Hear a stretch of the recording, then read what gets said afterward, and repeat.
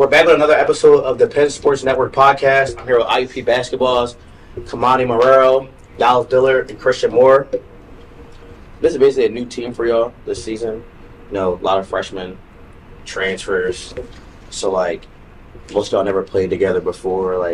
What are, the challenges of, learning to play together? I feel like the challenges are just coming from learning everyone's playing style, especially, coming from being a freshman. You're coming from a team that usually, you were the main guy on the team. So now coming on the team where everyone's as good as you or possibly better, you got to really learn your role and learn how to fit on the university team, not a high school team. That's, the biggest difference for me. Sure. I think for me, me being a transfer, my freshman year, it was a new team at the University of New Hampshire. It was a whole new team, learning to play with guys. And then the next year, new coaching staff, whole new team again. And now I transfer here, whole new coaches, whole new team again. I think, it's all an adjustment, but I feel if you have the mindset that you just want to be great, you just want to gel with your team, you just want to win, I feel the adjustment can be pretty easy. I feel where it gets hard is where everybody has different agendas. Guys want to come here and do what they want to do. I think that's where it gets hard. Yes. I mean, and to attest to what he just said, you're the first freshman point guard in the 19 years that Joe Lombardi has been coaching here. So, what does that mean to you? I feel blessed to be in this position. I don't take it as cockiness or nothing. I'm just blessed to be in this position, blessed to have that role, and humble to help my team win, help my team try to win. And I mean, this has been one of the most challenging seasons in 20 years for IUP. Yeah. So it's what's been the most difficult part though? We know you're young, but obviously you wouldn't want to hold that excuse I'm just a freshman. You're not gonna ever say that. So it's I feel we're just learning. We're all learning each other. We're all learning the rule. There's so much different stuff we're learning. C coming from New Hampshire, he's learning a lot of different stuff that he didn't learn before, and just learning each other. But I feel we've showed that we're not a terrible team, even if that makes sense. We've showed that we could play, but we've also showed that we still have a lot to learn. We still have a lot to work on. So I don't think it's we're not good factor.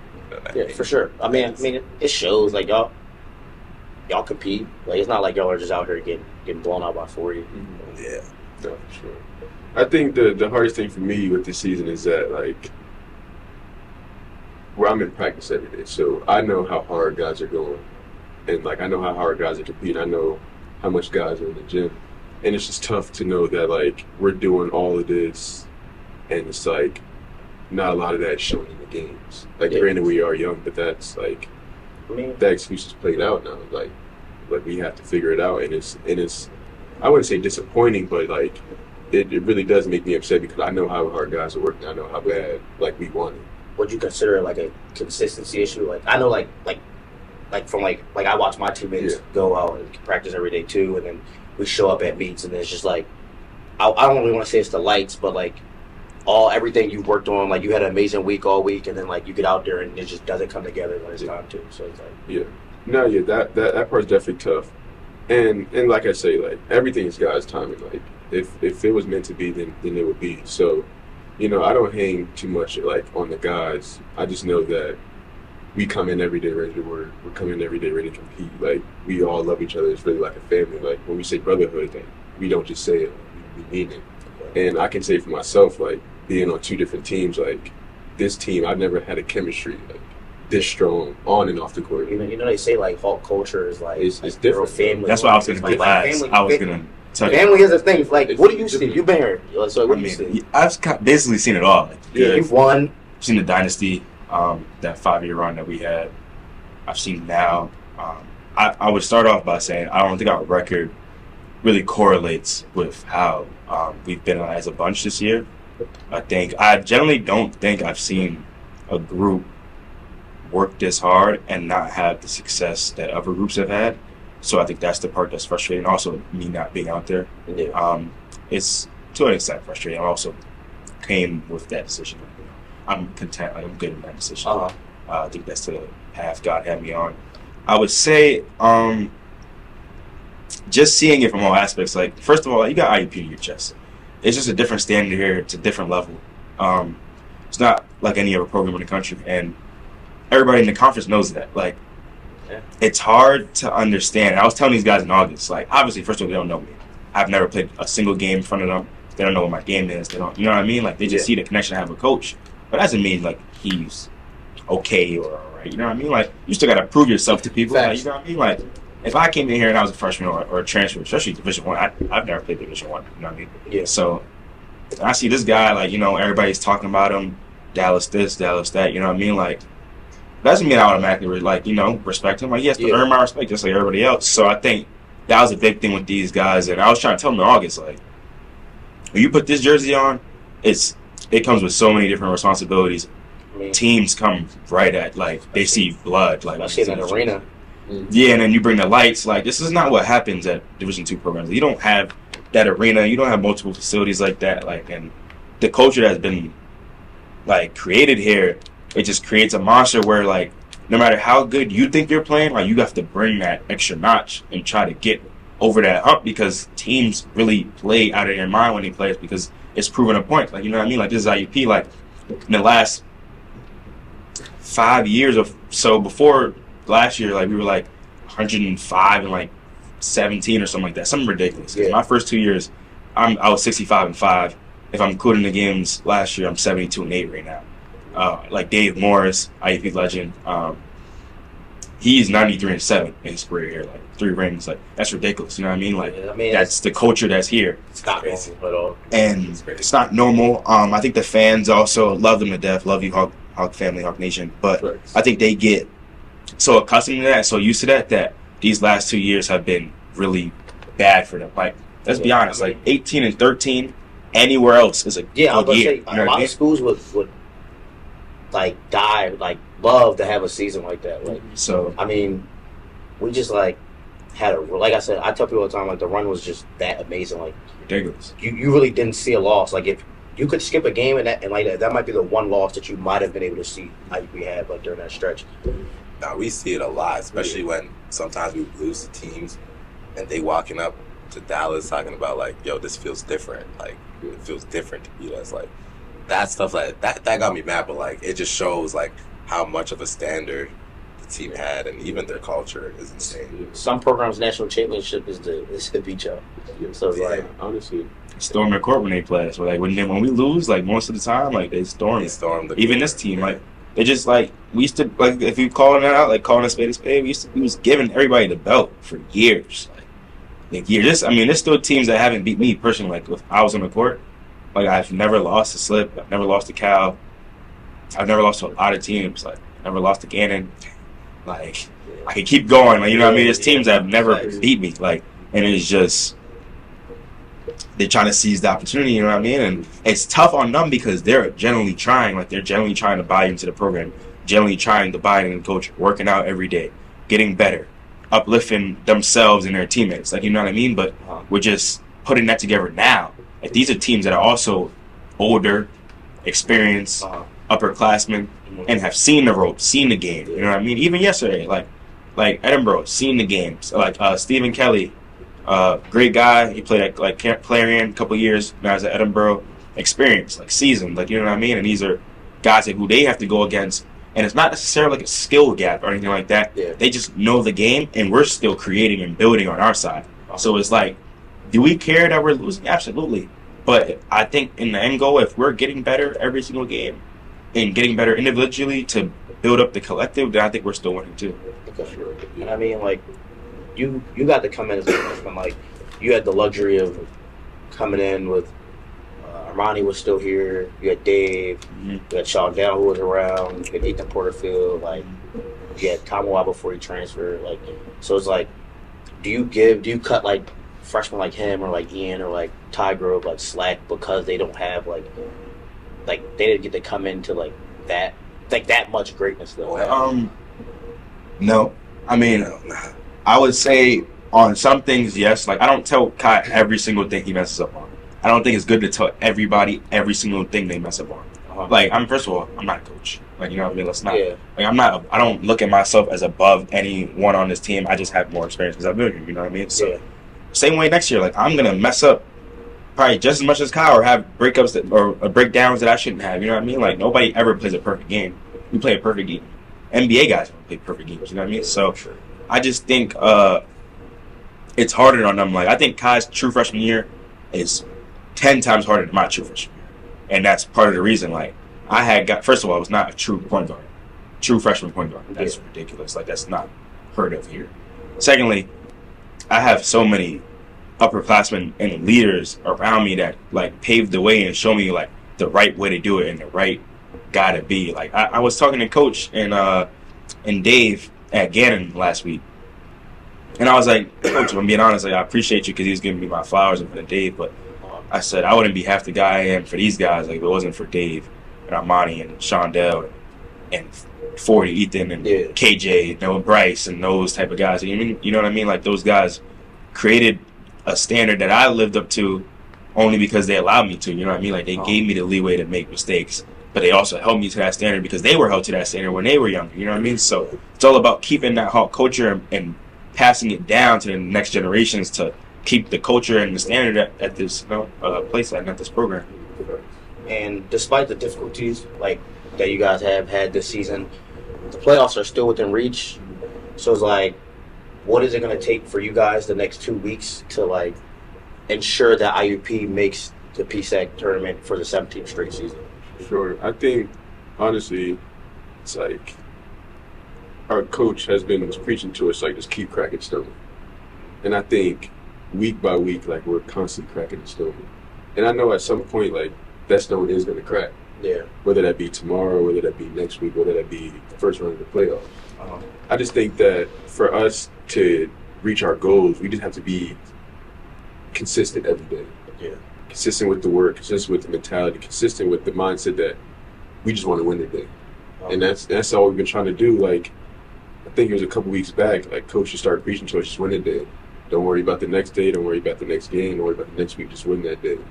And I feel like if we win that day, like, our greatness, like, it's endless. Like, our potential is endless. So I think for us to really lock down and get in the tournament, we just got to stay consistent. I also have a feeling that like we make that tournament, I feel like we'll have a big run. We've always been a team that just, like, it gets down to the wire. I don't know why, but we always put in another effort. I don't know why we're like that, but I've always felt like we've been like that. So I just have a feeling like, we lock in and we get to the playoffs, like, we can surprise a lot of people. Honestly. And, yeah. I believe that too. Like, we seen that happen at the Division I level with NC State this last March Madness. Like, they were ranked 10th in their conference. Yeah. Won the conference and made all the way to the Final Four. So it's like, it can be done, but it just takes being consistent. Like, not worrying about where you are right now, where you were, or where you're going to be in the future. Just staying in the present, being where your feet are. I think it's funny we're having this conversation before the season ends because I think a lot of people already have written off this season.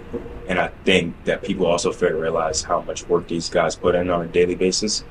And that the playoffs, everybody's 0-0. Like, it doesn't matter what you did. Like, you could have been 30-0 for all for all we care in the regular season. You know, and the playoffs is just 1 week. You guys be good for 1 week. Yeah, facts. Like, obviously, you don't get to that being good for 1 week without the 8 months of work that you put in. But you telling me that people want to see IUP in the playoffs? I don't believe that.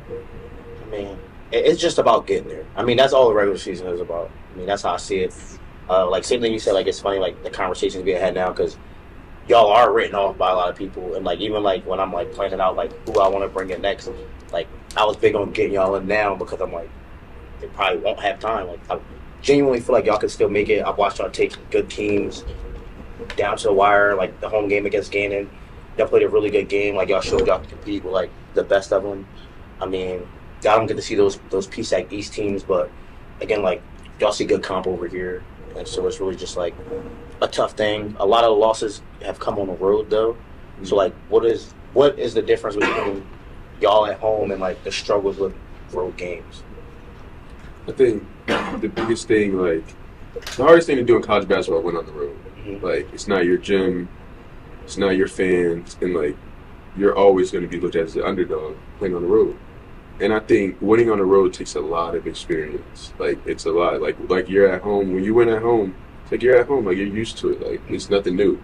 You going on the road, you're playing against a team you never played before, a team you've never seen before, a place you've never been.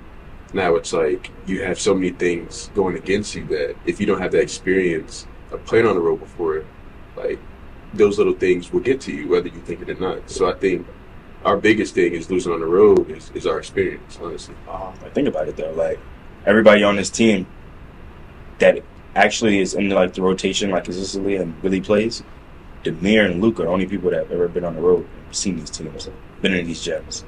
See how, first of all, like the atmosphere in these gyms for our games is not the same atmosphere that they bring whatever teams. Like when IUP comes into town, it's a totally different atmosphere in these gyms. Like, you know what I mean? So you have to really learn how to deal with that, how to cope with, let's say you airball or you miss a shot and you hear boos or airball, and like, you have to like cope with that. You don't get that at home. At home, you miss everybody. You know, nobody says nothing. You make it, you get chants, you get claps. You know what I mean? Like, and then you have to like coach pieces. You have to become your own cheerleaders. Like, our bench is the only people we got. Like, honestly, no. Let me rephrase that.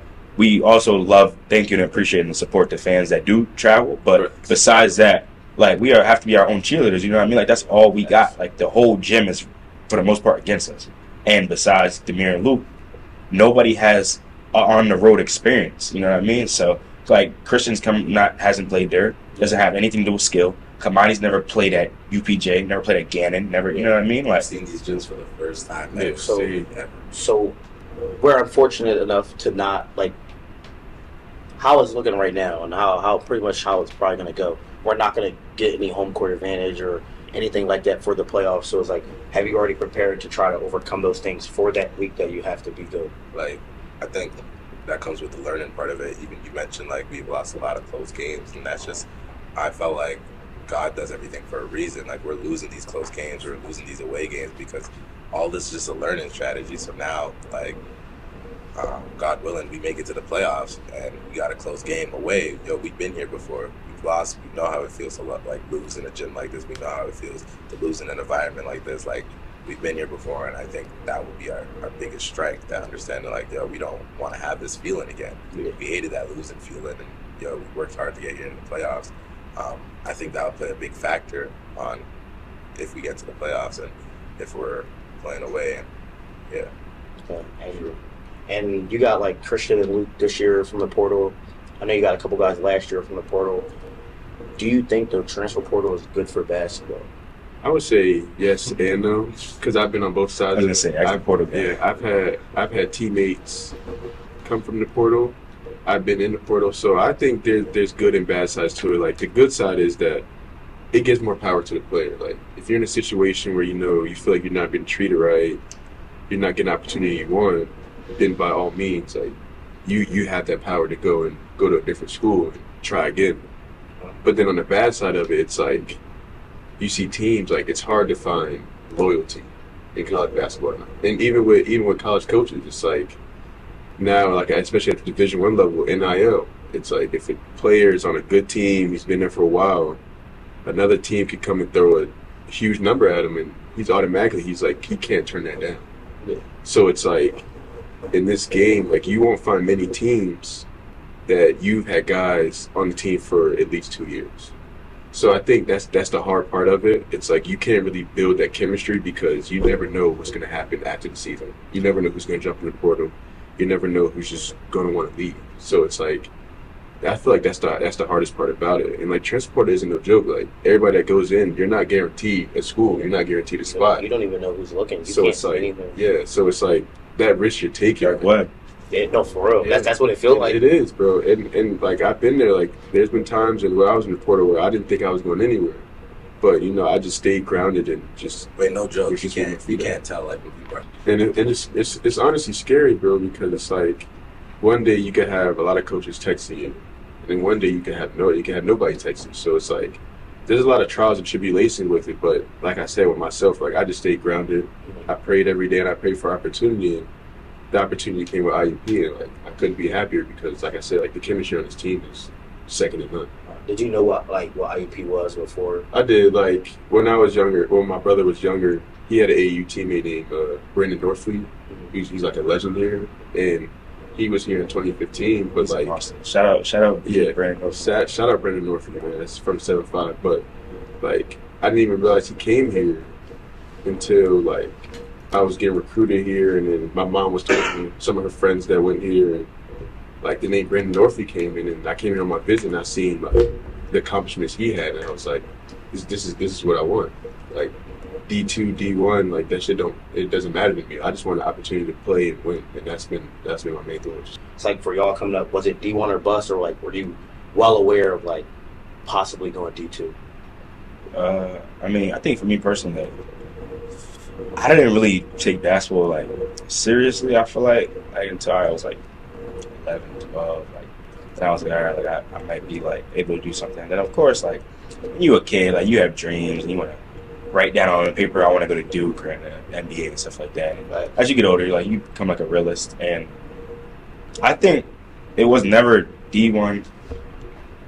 I don't think it was ever like D1 or bust for me, but I definitely thought I was gonna play Division I. Granted, COVID happened. I didn't get a senior year of high school, so that sent it back. That's when I really started to like see leaps in my game. I also got bigger, stronger, taller, things of that nature. I don't think I was as aware of how good Division II basketball was until I got here and until I started to play the competition that I played and like realized like this is not a regular Division II program. Like the guys that I'm playing every day in practice can go be Division I players, can go be pros. Like Ethan Porterfield could have been Division I player. He's a pro right now. Like Dave played pro. He came from Division I. Shondell came from Division I. All-American, Player of the Year, Dave first team. Like these guys I'm naming, Armani last year had like interest from Missouri. Not last year, sorry. 2-3 years ago had interest from Missouri. Went to Buffalo, Division I. He was Player of the Year, All-American. Like, you know what I mean? Like these guys are who I'm naming. Like I'm going against every single day of practice. So I don't think at this point in time, I don't really think I see a difference because we play like low major Division I's, and obviously, I'm not gonna say we always win, but we never get blown out. Like it just shows the levels to how things go. I can say personally for me, I started basketball really late. I was a soccer player until like 13. Okay. So I wasn't really into basketball. But then when I started, I decided to really take it serious. I found I had a more love for it than soccer at the time. Yeah. Just with stuff going on, I really grew a love, and I ran with it. And being from Toronto, Canada, like you guys are kind of already know, there's not really a lot of outlets for basketball like that. Like we do have a lot, but it's just not as much as you guys got in the States from Division I terms, right? So my goal was always I want to play Division I, and I feel like quarantine was bad for a lot of people, but personally for me, quarantine was one of the best things that could have happened to me for my career path, because I took that as a chance to grind. In grade 9, I wasn't as good as nobody because I just started playing basketball. So I took quarantine as a chance to catch up to everyone who's already better than me. So me and my one teammate, Amari, he's at Maine right now, we grinded all quarantine, 6 a.m., like grinded. And from there, I just continued grinding with always having that goal of with Division I in my mind. And my last 2 years is where Amari and we both started to get some interest. So school started calling our coach, and it was like, yeah, like this is set. And the last summer that just passed, I had a couple schools in contact with, and I got called up to play for UPlay. You know what UPlay is? The only Canadian team that plays in EYBL. Yeah. And that was like a big blessing to me. I'm like, yeah, okay, like this is my chance. I was gonna be starting with a couple guys like Will Riley, who's at high major right now, like all high major guys. And that summer, I pulled my ligament in my hip, so I wasn't able to play with UPlay. And a lot of the schools that were interested in me kind of went downhill, and felt like my career's going down here. I'm gonna have to go to like a Canadian school or a JUCO. Like no disrespect to none of those schools, but it was just never in my path. And then IUP came around, and in my head at the time, it's like, oh, I don't want to go D2. Like I always thought I was a D1 player. That's just like something you always have in your head growing up. Like you have that goal Division I, you never really have that go Division II, and I came on my visit, and that's something I mentioned to Coach. It's like, yeah, like I was trying to go Division I, and what really convinced me is Coach told me, like, yo, like Division I, Division II, Division III, it doesn't matter. You're playing the sport that you love. You're building a connection with people that you love. Like, it doesn't matter where you're at, as long as you're having fun doing something that you love, that most people would love to do. It doesn't matter where you are. And that hit me. And I went back home like, yo, Pops, like, this is the school. And my dad was all for it. And actually, at the time too, I did want to wait. I wanted to wait and see if any other Division Ones would come my way. And my dad was like, nah, like, this is the spot right here. And I prayed about it, and I think that was the best decision I have ever made. I built connections like no other. Like, I felt like I've known these guys for 3, 4, 5 years because of the connection we have. Like, I could go and tell anyone, like, yo, these are my brothers. Like, you know what I mean? Like, I go back home and I'm like, yeah, oh, this is my brother Dallis. Like, I built a connection with these guys like crazy, and even a connection with God coming down here has grown. So I feel like this was the best choice, and it's all in God's timing. And it's like, to a lot of kids thinking like, yo, I gotta go Division I, I gotta go Division I. That's not it. Like, of course that's the goal. If you can find a good Division I, yeah, that's the goal. But like, to all the kids growing up trying to become good basketball players, you gotta go first where you're wanted, where your heart desires, and where you're gonna build the most relationships, because that's a lot what it's about too. It's the relationships, you know what I mean? So I'm beyond blessed that I chose this school, and I'm excited for the years to come. And one more thing, before I let y'all get out of here. You've been here for 2 championships. Like, what do y'all have to say to like students here, fans? Like, like 2 more weeks left in the season. Like, pretty sure y'all got like a couple more home games, or like at least 1 or 2 more home games. And obviously, y'all all come back next year. Like, let's support. Like, we need more people to come out. Like, I think that's the thing. Like, I think the lack of could also, like, we have people at those games, we have a higher chance of winning. So yeah, definitely. Again, like as we said previously, I've been here for the highs and the quote unquote lows. I don't call these lows. I think we're just starting. I think we're young. We used to average like 2,500 like per home game. Some games even got close to like to 4,000. Like, you know what I mean. All support is always appreciated. I love the way, shout out the girls team. I love the way they came in here and really pushed that narrative and really got people to go to that game. I think generally that's part of the reason they won that game. Like, came back down, 7-16 or something like that. I was talking to Jack and Tony. And they played a great game. Shout out to them. Shout out to Coach. And I just think pushing that narrative is like something we got to do. I think we got to get that culture back here, because that was part of the reason like the dynasty was so good. That's part of the reason they won yesterday. Like, you know what I mean? I ain't never see a girls game like that, I think, since like my freshman year when Courtney and all of them were here and they had like a really good squad on their team. And I think for the men's side, I think for us to get that back, I think it would be super beneficial. Obviously, it's free for the students. You know what I mean? It's just an iCard away. You can do whatever you please. If that includes alcohol, whatever. Like, whatever y'all want to do. Be 21 though. Yeah. But if you want to like party before you get here, party after. Make it a social event, make it a family event. Like, it doesn't hurt to come watch some basketball. Sports is a great thing. You get to cheer people on. First of all, that's another thing too. Like, when we get crowds, especially yesterday, I just feel like y'all just be sitting there like just quiet. You know what I mean? Like, if the other team at the free throw line, like, we won't say nothing. Like, you know what I mean? I think it gets real like quiet in there. And we could make that gym loud. Like, again, I think the girls' game was a great game. Like, it was loud in there. Like, and I just think that's the IUP that I'm used to. And like, these guys deserve it. Like, yeah, you guys might not see it, but like, they working hard every single day, pushing every single day to try to push the culture here and continue to keep the IUP standard and keep the Hawk standard that we have. So we appreciate the support we already get from Hawk Nation, and I just generally hope that these last couple of home games, you guys could really like step it up for us, because we appreciate it. Especially going into my last year, next year, all support is going to be appreciated for that. Yeah. And I just want to, just leave a legacy and leave a mark on you guys, because I appreciate everything you guys have done for me while I've been here. Like, you guys have seen me go from a boy to a man. Literally, like I came in here when I was 17, so I just appreciate everything, and yeah, like hopefully you guys will come out. No, yeah, I can agree with Dallas and everything he said. We appreciate everybody that comes out and cheers us on and wishes us the best. My thing is, all I have to say is just don't count us out.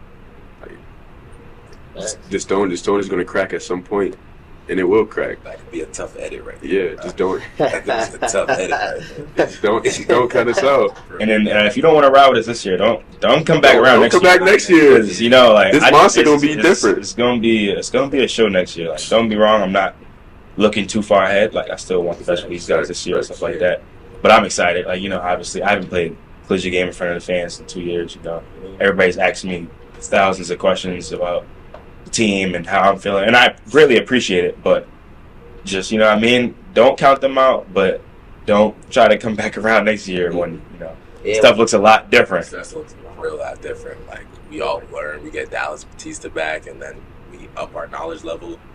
Yeah, I feel like people didn't even get to see him yet. Like, y'all don't even know what. They have no idea. They have no idea. They have no idea. There's a little like whispers and little sprinkles of what he does in practice and stuff like that, but they don't have any idea.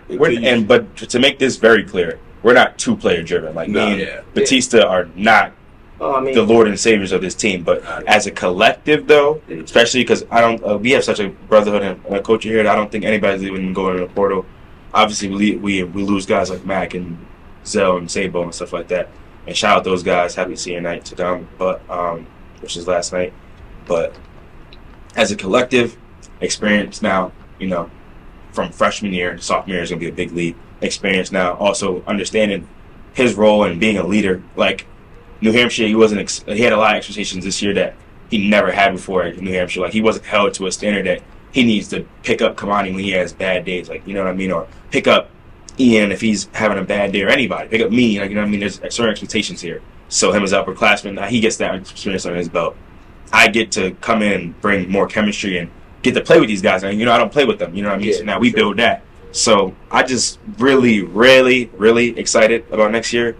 And yeah, don't count them out this year, but don't try and join the bandwagon on some Golden State 2016 vibe next year. Though. All these new faces in the stands. Yeah, they still got time to make up for it, though. Nah, you got time for sure. Like, you got time this year, but I don't want to see it back at 5,000 next year when we having that season that we having. He's clip farmer too. Hey, don't count me out. He said don't count us out, but next year don't jump on the bandwagon.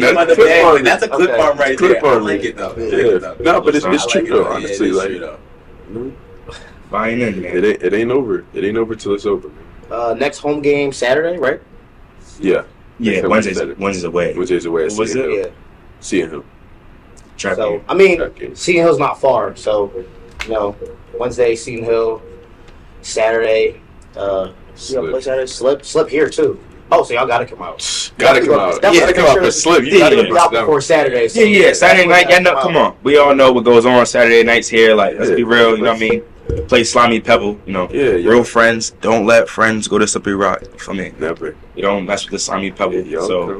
I got to come to that one, though. We probably going to have a t-shirt night. I'm going to keep you up to date on that. Yep. But, yeah, you got to pop out on that one. Yeah, sure. Come anywhere you want. And come to the girls' game first, though. Come to the girls' game first. We should just be there all day. Just be there all day. They should just hate it the whole time. Please, it's free, y'all. Please. Yeah, just begging you, please. Pre-game, do what you want to do. Just come. Thank you, IUP men's basketball. Thank you, guys. Y'all show love. Thank you for having us.